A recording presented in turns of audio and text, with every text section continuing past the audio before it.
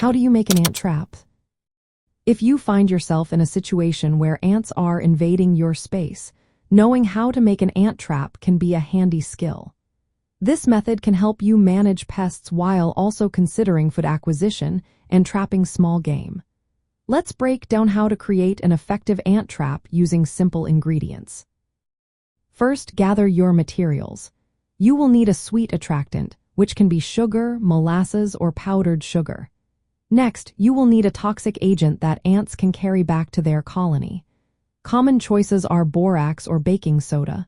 If you want to increase the effectiveness, you can add active dry yeast, which helps produce gas inside the ants' digestive systems.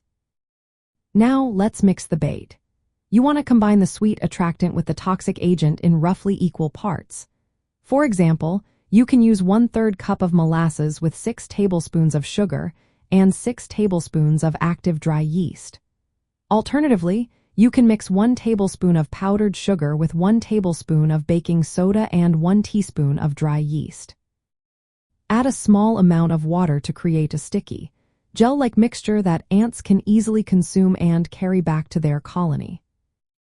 Next, it's time to set the trap. Place small amounts of the bait on containers like bottle caps, jar lids, or narrow strips of cardboard.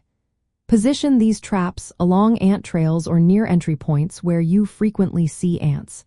Make sure to keep the traps out of reach of children and pets for safety. So, how does this trap work? The sugar or molasses attracts the ants to feed on the bait. Once ingested, the borax or baking soda disrupts their digestive system, leading to their demise. The active dry yeast can produce carbon dioxide inside the ants' stomachs, which increases the lethality of the trap. Importantly, ants will carry the bait back to their colony, spreading the poison and helping to eliminate the entire colony over several days. To maintain the trap, check it regularly and replace the bait every few days to ensure it remains fresh and effective. Keep an eye on ant activity and continue this process until you notice they have disappeared. This method is practical because it uses common ingredients that are easy to find and requires minimal tools. It allows for passive pest control without harsh chemicals, which is especially useful in off-grid or wilderness situations. Managing insects can protect your food stores and living areas, making this skill a great addition to your survival toolkit. Remember to clean up any food sources and seal containers to reduce ant attraction. Wiping away ant scent trails with a mixture of vinegar and dish soap can also help prevent more ants from following.